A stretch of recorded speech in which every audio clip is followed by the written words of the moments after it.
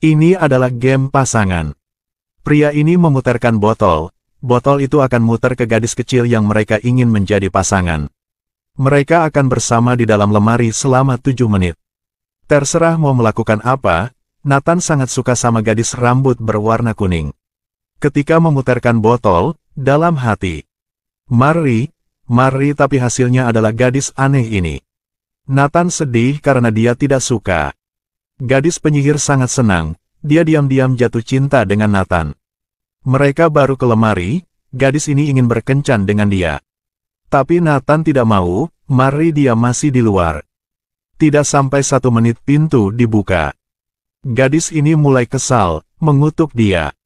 Semua gadis yang suka sama dia akan putus lalu dapat pasangan yang tepat. Membuat Nathan selama hidup ini tidak temukan orang yang dia cintai. Setelah itu pegang rambut bocah ini dan pergi. Waktu melalui dengan cepat, Nathan sudah dewasa. Menjadi seorang dokter gigi, dan soal itu dia sudah lupa. Hari itu pacar dia baru putus 1 minggu sudah kawin. Dan undang dia ke pernikahan, sang pacar sudah temukan cinta sejati. Dia tiba-tiba ingat soal kutukan. Apakah itu benar atau hanya kebetulan? Nathan tidak tahu wanita ini sendirian melihat dia dengan penuh gairah. Ternyata sang pacar menemukan rahasia jika berkencan dengan dia sekali akan temukan cinta sejati. Dia posting ini di sosmed.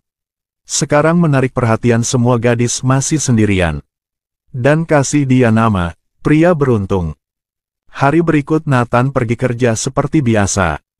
Saat dia masuk langsung kaget, sebelumnya orang datang adalah orang tua. Tapi hari ini ada banyak wanita seksi.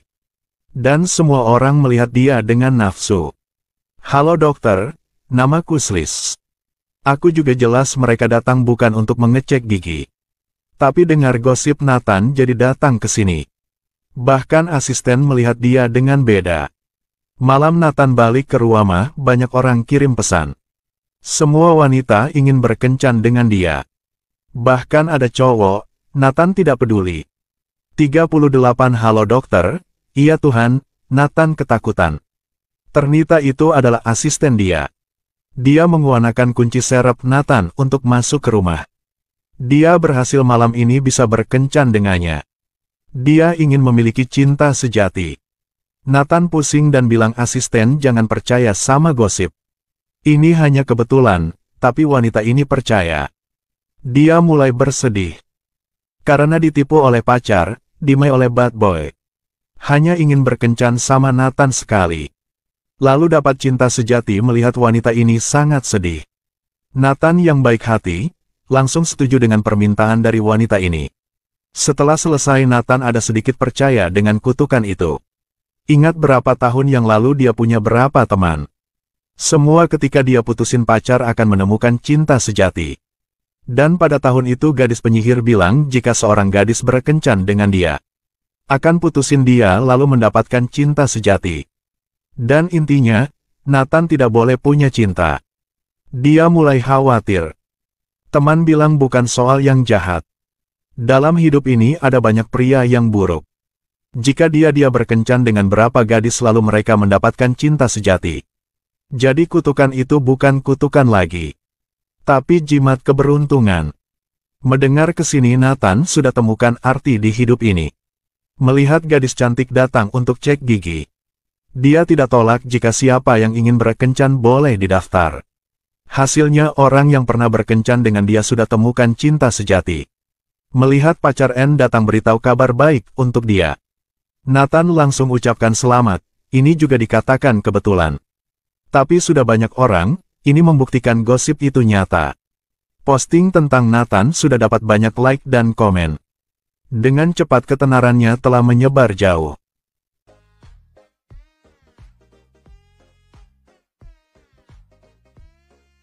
Setelah setengah tahun Nathan juga menjadi lelah. Melihat banyak kondangan tapi gak ada punya dia. Semua wanita yang berkencan dengan dia sudah dapat cinta sejati. Melihat dia seperti alat Nathan mulai benci hidup ini. Hari itu di pernikahan dia sudah temukan seorang gadis bernama Anna. Walau melihat agak bodoh, tapi Nathan sudah jatuh cinta dari pertama kali melihatnya. Mereka tukar kartu nama, Anna kerja di akuarium. Adalah orang beri makanan buat hewan, hari itu dia tidak hati-hati jatuh gigi copot. Weekend juga tidak ada waktu untuk ke dokter. Dia hanya bisa menelepon Nathan, baru dengar itu suara Anabe. Nathan langsung lembur, setelah selesai Nathan antar dia. Di sepanjang jalan mereka obrol, sifat punya Ana membuat dia sangat suka. Jadi dia tidak peduli dengan wanita lain lagi. Mulai fokus ke Anabe, hari pertama berkencan mereka obrol. Berpikir jodoh adalah hal yang mereka sedang cari. Cinta mereka naik terus.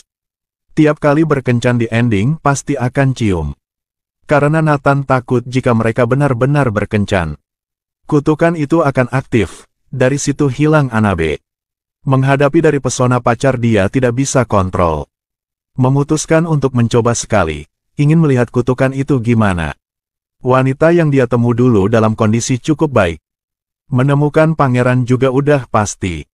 Sekarang dia akan berkencan dengan wanita yang sulit untuk dapat pacar. Dengan cepat dia sudah temukan target baru. Seorang gadis 500 kg. Karena terlalu gemuk jadi badan penuh dengan bintik merah. Nathan mencoba mengakui cinta dengan gadis ini. Maaf gadis cantik, saya boleh bicara dengan kau? Akhirnya Nathan hilang $300 berkencan dengan gadis gemuk ini. Lalu Nathan suruh teman dia fokus ke gadis gemuk itu. Jika setengah bulan tidak ada yang mau sama dia. Intinya tidak ada kutukan apa. Dalam waktu ini Nathan tidak berani bertemu Anabe. Tapi dia tidak bisa tahan hanya bisa video call dengannya. Ketika dibercanda sama Anabe, dia tidak bisa tahan. Setengah bulan lewat teman menelepon dia. Dan bilang di samping gadis gemuk itu tidak ada pangeran atau siapa. Bahkan satu orang melihat dia juga tidak ada. Sepertinya kutukan palsu, Nathan sekarang tidak bisa tahan. Langsung ke rumah Ana, mulai kencan lagi. Pagi hari berikut, Nathan melihat adegan yang mengejutkan dia. Kadang-kadang cinta adalah dorongan terbaik untuk turunkan berat badan.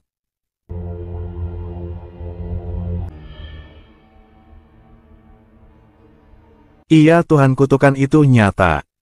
Karena berharap Anabe tidak akan berubah, dia siapkan sarapan yang enak. Dan kasih untuk Anabe banyak bunga di tempat dia kerja. Buka lemari pakaian, di dalam ada banyak balon cinta. Belum cukup Nathan menyamar jadi penguin berharap dia akan senang. Tapi Anabe tidak senang sama sekali. Dia merasa malu, setelah pulang melihat mobil di dekor. Anabe diam, dia merasa tindakan punya Nathan aneh. Mulai ingin putus, membuat Nathan khawatir. Besok Nathan siapkan cincin melamar. Tapi melihat pacar bersama pria lain. Dan peluk membuat dia marah, langsung hajar orang itu. Anabe tidak bisa menahan lagi dan langsung minta putus. Nathan sedih duduk di pinggir jalan, asisten dia melihat. Dia terima kasih Nathan, demi Nathan dia sudah dapat jodohnya. Sekarang Nathan ucapkan selamat dari hati, dia melihat seorang pengemis ambil botol anggur.